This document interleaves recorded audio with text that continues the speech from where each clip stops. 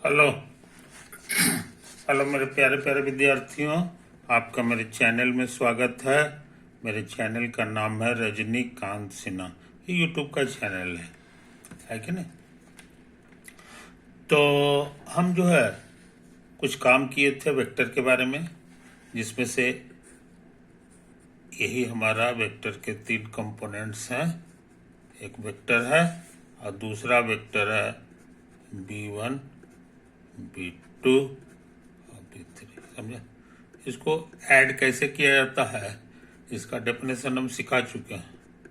पहला में पहला और दूसरा में दूसरा, है कि नहीं? और तीसरा में तीसरा। इसी को हम लोग कहते हैं पॉइंट वाइज एडिशन। समझे? अब मान लो कि यहाँ लैम्डा से गुना है, स्केलर मल्टीप्लिकेशन है, तो लैम्डा से सब में गुना हो जाएगा और तब जुटेगा। तो ये लैम्डा हो जाता है और ये भी ऐसे हो जाता है। प्लस है तो प्लस, माइनस अगर रहेगा तो हर जगह माइनस माइनस करना होगा। हाँ, तो ये चीज हमारा सीखा हुआ है। दूसरा इंपॉर्टेंट चीज हम लोग सीखे हैं कि ये मान लीजिए ऐसे है और यहाँ डॉट लगा हुआ है, तो इसका क्या मतलब है? इसका मतलब तुमको सिखा दिए हैं a1 गुना b1 और प्लस a2 गुना b2 और प्लस a3 गुना b3, है ना? यही तो है। और इसके कारण हम लोग जो है पता लगाए हैं कि कोई वेक्टर हो आपस में डॉट करा दो तो ये हो जाता है इसका लेंथ और कॉस थीटा। समझे? ये चीज मान लो कि एक वेक्टर तुम्हारा b है और एक वेक्टर तुम्हारा a है, इनके बीच का एंगल जो है थीटा की जगह 90 डिग्री है। समझे? तब क्या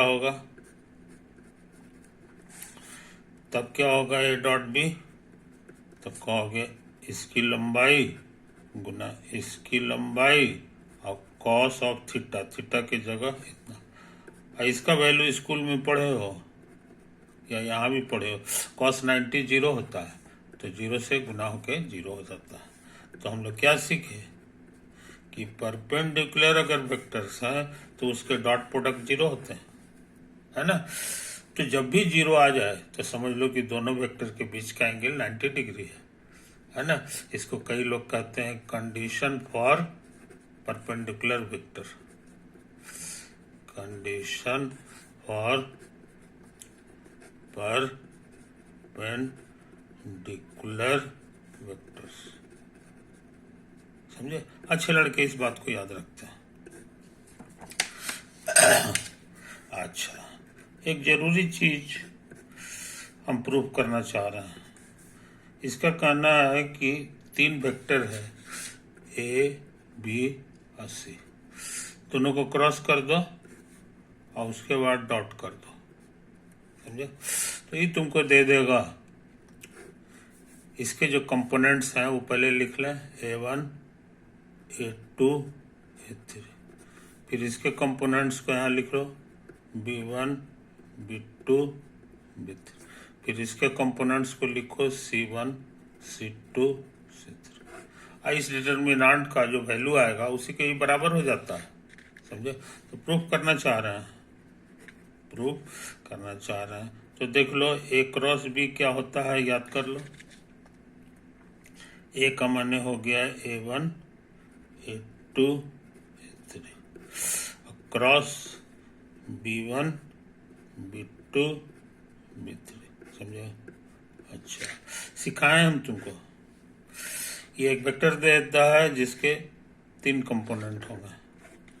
यहाँ लिखने के लिए पहला लाइन को छिपा देते हैं और तिरछे गुना करते हैं, तो a2 b3 और माइनस a3 b2। इसके लिखने के लिए बीच वाले को छिपाते हैं और फिर तिरछे गुना करते हैं। पहले a3 गुना b1 और माइनस a1 गुना b3। समझे? अच्छा, इसको करने के लिए इसको छिपाएंगे और फिर इधर करेंगे, तो A1 B2 और माइनस A2 B1, समझा? ये तो है। तो हम लोग जान गए A क्रॉस B। और C क्या है ये बिना बताए हुए समझ लो। तो C है हमारा C1 कॉमा C2 और कॉमा C3। तो इसका डॉट क्या होगा ये बताना आसान है, तुमको सिखाया है डॉट निकालने का तरीका। पहला में पहला से गुना होता है, A2B3 माइनस A3B2, है ना? ये तो है, और गुना C1 प्लस बीच में बीच से A3B1 माइनस A1B3 और C2। और एक और होगा A1B2 और माइनस A2B1 C3, समझे? ये तो आया है जनाब। अब हम सोच रहे हैं RHS फैलाने का। याद रहे ये मेरा LHS था, ये हम LHS को फैलाए हैं। अब RHS क्या देगा ये देख लो। RHS डिटर्मिनेंट है A1 A2 A3 B1 B2 B3 और C1 C2 C3, समझो? अच्छा क्या करें अब इसको फैलाने का ट्रिक मालूम है। किसी भी रो चाहे किसी भी कॉलम को लेके फैलाया जा सकता है। तो हम सोच रहे हैं इसको लेके फैला दें। ये तीसरा वाला जो रो है उसको लेके, इसमें कौन कौन अक्षर है, तो C1 C2 और C3। और इसको गुना किया जाता है को फैक्टर ऑफ C1, इसको गुना किया जाता है को फैक्टर ऑफ C2, और इसको गुना किया जाता है को फैक्टर ऑफ C3। और ये सब निकालने के बाद जोड़ दिया जाता है। यही इस डिटर्मिनेंट का वैल्यू होता है, समझे? अच्छा, C1 का को फैक्टर कैसे निकलता है याद होगा।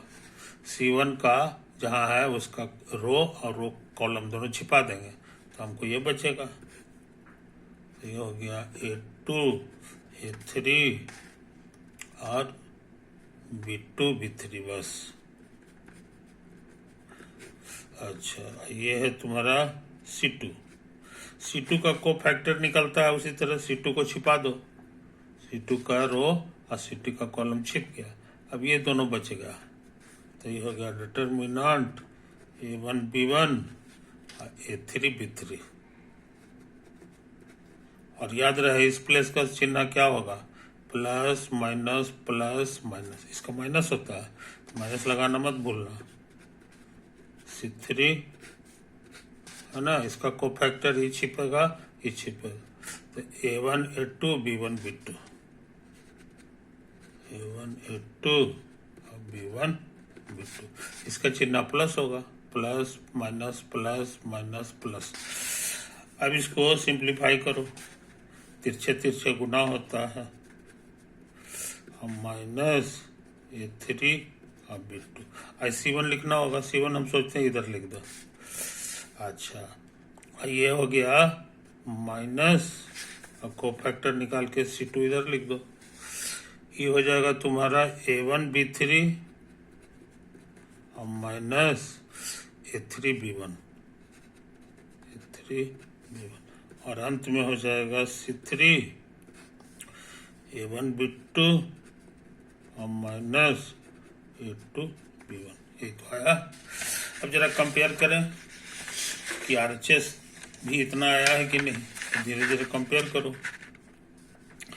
A2 B3 minus A3 B2 मिल गया और गुना C1, तो ठीक है। यहाँ C2 है, यहाँ ऐसे है कि नहीं।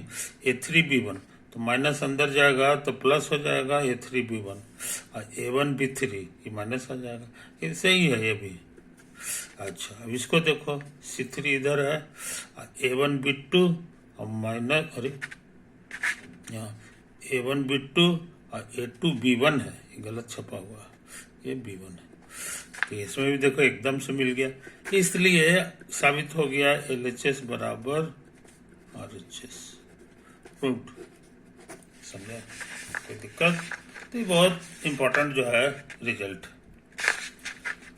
बहुत इम्पोर्टेंट रिजल्ट, समझे कि नहीं? इसी का नाम है, इज कॉल्ड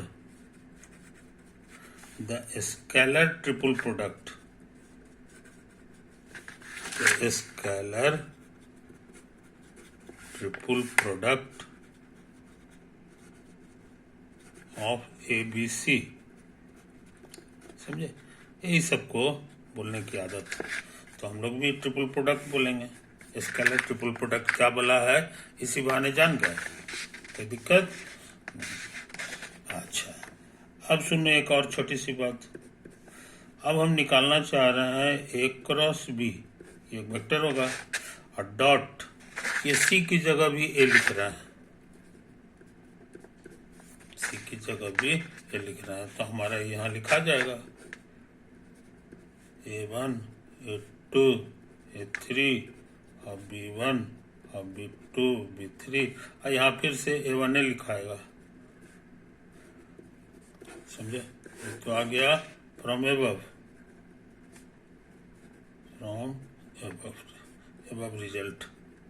ऊपर जो हमने रिजल्ट खोजा है उसी से लिखा गया, मगर डिटर्मिनेंट पढ़े हैं। डिटर्मिनेंट का कहना है कि जहां दो ठो रो सेम आ गया, ये सेम रो है, समझे? ये और ये सेम है, तो इसका वैल्यू 0 हो जाता है। आई बात समझ में? तो हम लोग क्या सीखे, सो देखो, एक वेक्टर और दूसरा, और ये वेक्टर का डॉट हमारा 0 आ रहा है, ये इशारा कर दिया कि इसका डायरेक्शन परपेंडिकुलर है। So A cross B is perpendicular to vector A। आई बात समझ में? तो ये बहुत इंपॉर्टेंट रिजल्ट हो गया।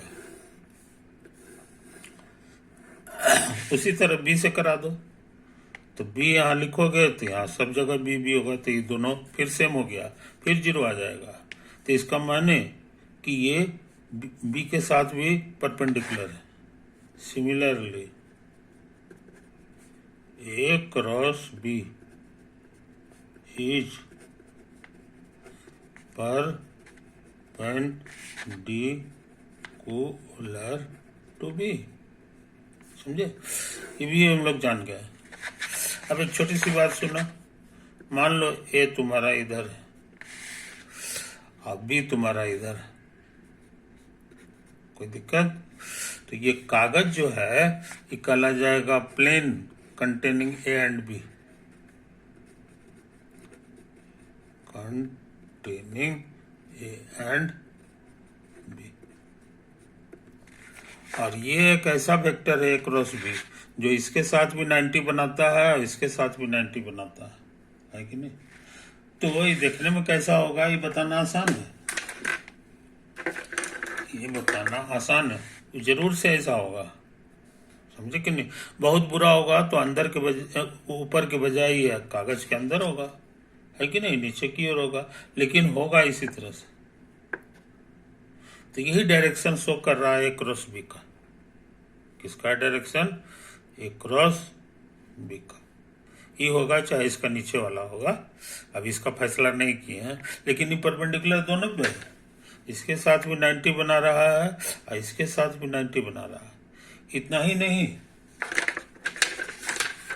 अभी कागज के ऊपर हम कोई भी लाइन खींचते हैं, कोई भी लाइन जहां जहां चाहते हो खींचते, इस सब के साथ 90 बनाएगा ये लकीर, समझे?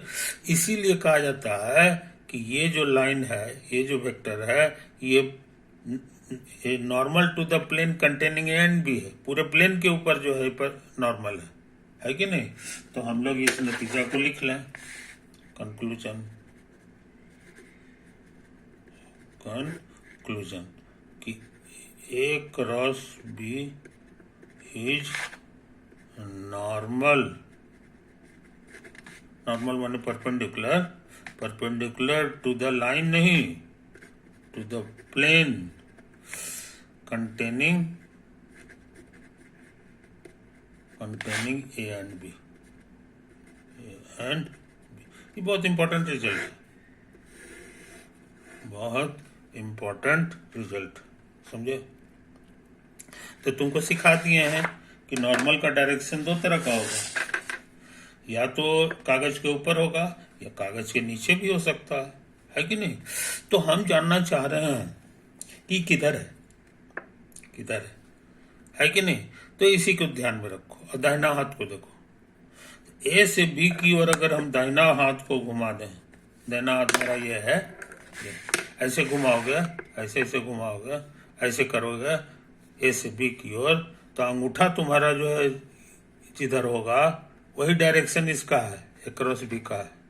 आई बात समझ में, इस चीज को समझ लो, इस चीज को समझ लो। तो ऊपर की ओर आ रहा है, अंगूठा तुम्हारा जो है ऊपर की ओर आ रहा, तो ये हो गया आई दाहिना हाथ के लिए। इसीलिए इसको कहा जाता है right handed orientation, right handed orientation, समझे। अच्छा, लेकिन अगर ये कागज के नीचे रहेगा तब क्या हाल होगा जी। तो नीचे अंगूठा तभी आएगा, है कि नहीं, जब तुम बायां हाथ का इस्तेमाल करो, बायां हाथ का इस्तेमाल करो और ए से बी की ओर।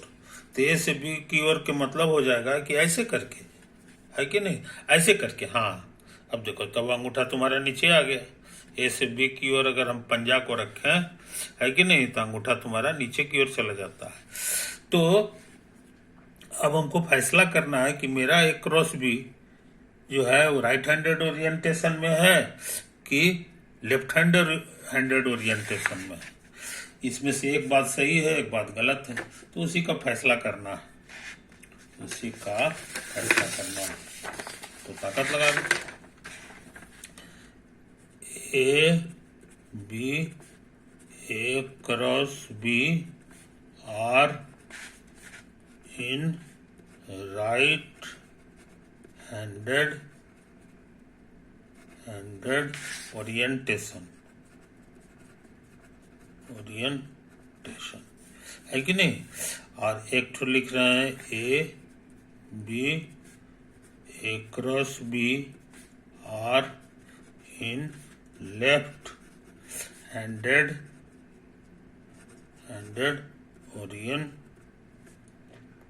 ओरिएंटेशन, समझे।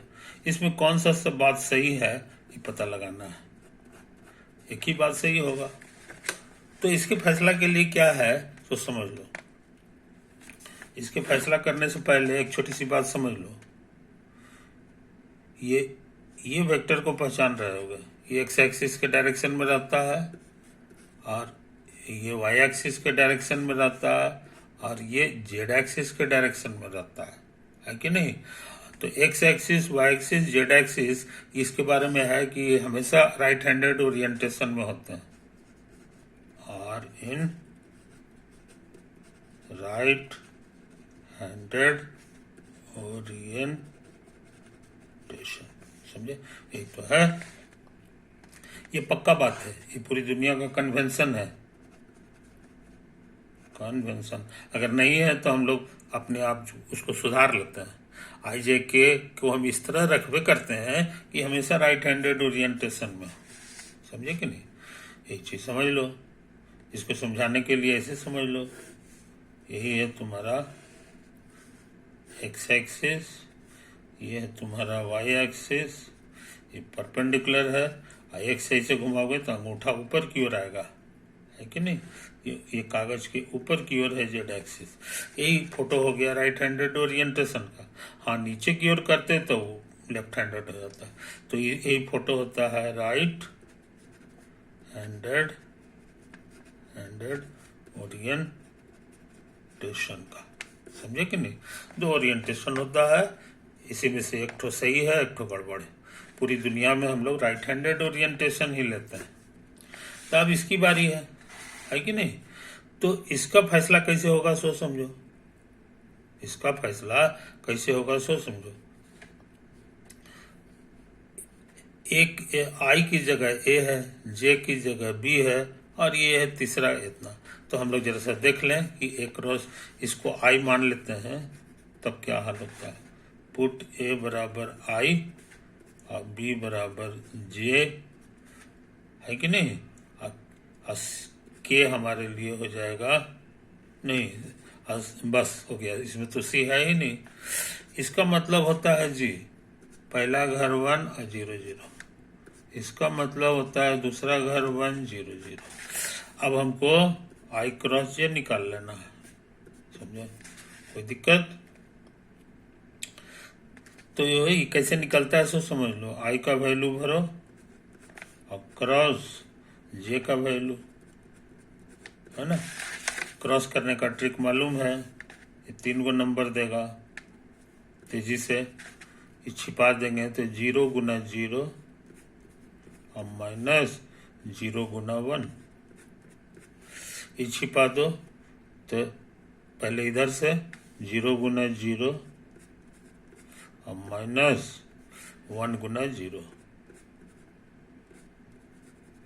और यहाँ पर के लिए इसको छिपाएंगे 1 गुना 1 और माइनस 0 गुना 0, समझे, यही तो है कहानी। तो ये मिलजुल के 0 हो गया, ये वाला 0 है 0 है, ये भी 0 हो गया, मगर ये 1 आ गया, और यही ना तुम्हारा के है। तो हम लोग क्या सीखे कि आई क्रॉस जे जो होता है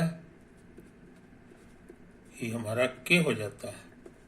अब इसमें भर दो, के को हटा करके ये लिख दो, तो यहाँ हो जाएगा आई और जे और आई क्रॉस जे। के को हटा के हम ये लिख दिए। इसके बारे में है कि are in right handed orientation, are in right handed orientation, समझे। तो बहुत इंपॉर्टेंट चीज सीख लिए। कोई भी वेक्टर हो, जैसे ए ले लें और यहाँ बी ले लें, तो यहाँ जो क्रॉस होगा इसमें बायां में से दाएं का क्रॉस कराना है। ये तीनों वेक्टर हमारे हो जाते हैं राइट हैंडेड ओरिएंटेशन में, are in right handed orientation. Physics में हम लोग इस सब चीज का खूब इस्तेमाल करते हैं। अगर एक जगह भी गलती हो जाएगा तो आंसर नहीं मिलेगा, है ना। तो इस चीज में तो दाहिना हाथ जिंदाबाद, है कि नहीं, राइट हैंडेड ओरिएंट, अब अंगूठा जिंदाबाद, ये 2 चीज होना चाहिए, दाहिना हाथ और अंगूठा। उसी से फैसला हो जाता है, उसी से फैसला हो जाता है कि ए क्रॉस बी का डायरेक्शन किधर होगा। तो ए पर तो परपेंडिकुलर होगा ही, जैसे एक कागज है, ये कागज, ये तुम्हारा प्लेन हो गया, ये तुम्हारा प्लेन। इसी पे 2 वेक्टर है, एक वेक्टर ए है और एक वेक्टर तुम्हारा ए बी। तो ए क्रॉस बी जो तुम्हारा होगा, ऐसे ऐसे घुमाओगे तो अंगूठा ऊपर आएगा। ऊपर को शो करने के लिए हम लोग ऐसे करके फोटो बनाएंगे। यही हो गया ए क्रॉस बी का डायरेक्शन। नीचे नहीं, नीचे वाला ये जो है ये गलत हो जाएगा, है कि नहीं। और ये सब के साथ ये 90 बना रहा है, इसके साथ भी 90 बना रहा है, इसके साथ ये आपस में 90 नहीं बनाएगा, हो सकता है थीटा बना के रह जाए। ये इस प्लेन पे है, इसी प्लेन का नाम है plane containing vector A and vector B, समझे। तो ये 3 डायमेंशनल ज्योमेट्री में हम लोग इस सब का चीज का इस्तेमाल करते हैं, इस सब चीज का इस्तेमाल करते हैं। इससे क्या होगा कि हमारा 3 डायमेंशनल का जो पढ़ाई है वो आसान हो जाएगा। अब अगर इसका इस्तेमाल ना करें तब क्या हाल होगा तब वो इतना लिखना पड़ेगा कि कोई ठिकाना है। हर वेक्टर के लिए 3-3 कंपोनेंट लिखना पड़ता है, जैसे यहाँ पर देखो, है कि नहीं, कितना मुश्किल हो गया। और जबकि हम कॉमा लगाए हुआ है, और वही दूसरा वाला जो है वो आई जे के लगाएगा तो आओ खतरनाक हो जाता है। तो वेक्टर का इजादे हुआ है कम मेहनत में चीज को लिखने के लिए। चीज तो वही है लेकिन कम मेहनत में लिखा है, इसके लिए वेक्टर का इजाद हुआ है। तो उसमें इसकी भी जरूरत है। तो तुम दोनों चीज पढ़ लियो, स्केलर ट्रिपल प्रोडक्ट भी पढ़ लियो और जो है सो क्रॉस प्रोडक्ट भी पढ़ लियो। ये जो हम लोग का है क्रॉस भी, इसको जो है क्रॉस प्रोडक्ट भी पढ़ते हैं और वेक्टर प्रोडक्ट भी पढ़ते हैं और स्केलर ट्रिपल प्रोडक्ट भी कर लियो, है कि नहीं। तो इन बातों को समझ लो मेरे दोस्त, यही चाहिए। हाँ, अब इसका क्या प्रॉपर्टी है वो अभी नहीं किया है ना, तो समय काफ़ी हो गया है कि नहीं। तो ऐसा करते हैं, इसको यहीं पे दी एंड करते हैं। इसके प्रॉपर्टी जो है अगले वीडियो में हम लोग डील करेंगे। ओवर।